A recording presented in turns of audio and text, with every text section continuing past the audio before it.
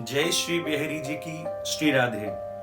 आज हम श्रवण करेंगे मथुरा की महिमा को। कई बार वृंदावन की महिमा, ब्रजरज की महिमा हमने श्रवण की।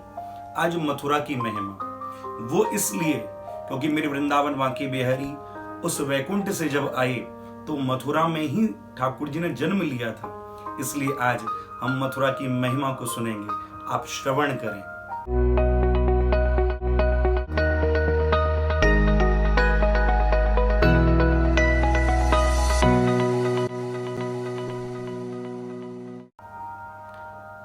क्या है उस मथुरा की महिमा?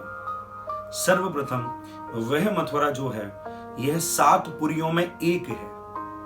7 पुरियां मोक्षदायिनी है, उसी प्रकार मथुरा भी मोक्षदायिनी है। अयोध्या मथुरा माया काशी कांची अवंतिका पुरी द्वारावतीश्चैव सप्तैता मोक्षदायिका। यह 7 पुरी हैं जो मोक्ष देने में सक्षम है, जिसमें सर्वप्रथम अयोध्या, दूसरा मथुरा, तीसरी माया यानी हरिद्वार, चौथा काशी यानी बनारस, पांचवा कांची अवंतिका यानी उज्जैन, द्वारावती यानी द्वारिकापुरी। यह 7 पुरियां हैं और यह 7 पुरियां मोक्षदायिनी हैं। उसी प्रकार श्री मथुरा जी भी मोक्षदायिनी है, मोक्ष देते हैं जीव को। मथुरा में प्राण छोड़ने वाला जीव मोक्ष पाता है, ऐसा कहा जाता है। और उस मथुरा के चारों दिशाओं में 4 भगवान शिव के रूप में पहरेदार बैठे हुए हैं। वो कौन है? रंगेश्वर, भूतेश्वर, पिपलेश्वर और गोकर्णनाथ। चारों दिशाओं में बैठे हुए हैं मथुरा के पहरेदार बनकर।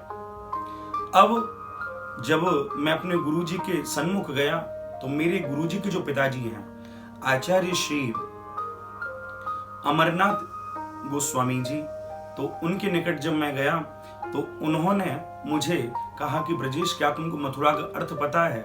मैंने कहा गुरुदेव मुझे नहीं पता। तो उन्होंने जो मथुरा का अर्थ किया वही मैं आपको सुना रहा हूँ। वो इतना सुंदर बोले, मुझे लगा कि आप सबको भी ये बात पता होनी ही चाहिए। तो उन्होंने कहा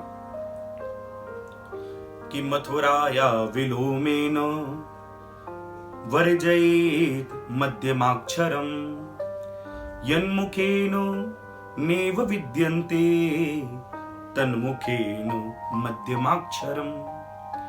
बोले सर्वप्रथम मथुरा का विलोम कर दो, उसे उल्टा करो। जब मथुरा को उल्टा करेंगे तो होगा राथुम, और राथुम में जो वर्जयेत मध्यमाक्षरम, उस रातुम में बीच वाले अक्षर को, मध्य अक्षर को हटा दो तो क्या हो जाएगा? राम। यन्मुखेन नेव विद्यन्ते, जिसके मुख पर राम नहीं आता हो, तन्मुखेन मध्यमाक्षरम, उसके मुख पर जो बीच वाला अक्षर हटाया था थू, उसके मुंह पर फिर वो मार दो। यानी जिसके मुख पर राम ना हो उसके मुंह पर तो थू ही है। तो एक रूप में यह मथुरा कोई और नहीं, श्री राम की भूमि है। श्री राम की भूमि है। अब आप सोचोगे राम की भूमि कैसे है? तो त्रेता में यह भूमि मधु नाम के राक्षस की थी, जिसका पुत्र लवणासुर था। और उस समय शत्रुघ्न ने लवणासुर और मधु नाम के दैत्य का संहार किया, तब इसका नाम मथुरापुरी पड़ा। और यह मथुरा क्योंकि शत्रुघ्न श्री राम के प्रति प्रेम रखते हैं तो ऐसा नाम मथुरा का रखा जो राम से विमुख ना हो। तो आज भी यह मथुरा किसी और की नहीं, श्री राम की भूमि है, मेरे ठाकुर जी की भूमि है। तो ये मथुरा की महिमा है। और आप और देखो इस महिमा को और किसने बढ़ा दिया? श्री वृंदावन वांके बिहारी ने। कैसे कि वृंदावन वांके बिहारी वैकुंठ से जब आए तो वृंदावन गोकुल नहीं, सबसे पहले अवतार तो ठाकुर जी मथुरा में लेते हैं। वो क्यों लेते हैं? क्योंकि मथुरा जो है वो राम की भूमि है, और राम क्या है? काम से रहित है। जहां राम तहां काम नहीं, जहां काम नहीं राम। तो जहां राम की भूमि है तो वो काम से रहित है। इसलिए ठाकुर जी योगेश्वर हैं।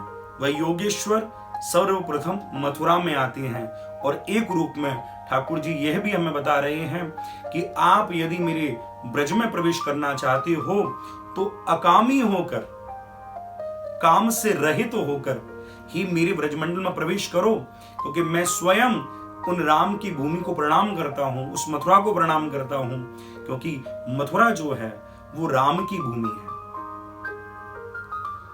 अर्थ न धर्म न काम रुचि, गति न चाहूं निर्वाण, जन्म जन्म मुनि राम पद यह वरदान आन। तो आप ये समझ लो, जिसे कुछ नहीं चाहिए, जिसे राम चाहिए, राम के चरणानुविंद चाहिए, वही ब्रज की ओर प्रवेश करता है। जब हम गाड़ियों से आते हैं तो बात अलग है, यदि जब हम ट्रेन से आते हैं तो सर्वप्रथम मथुरा ही ट्रेन रुकती है, और मथुरा के बाद हमारा वृंदावन में प्रवेश होता है।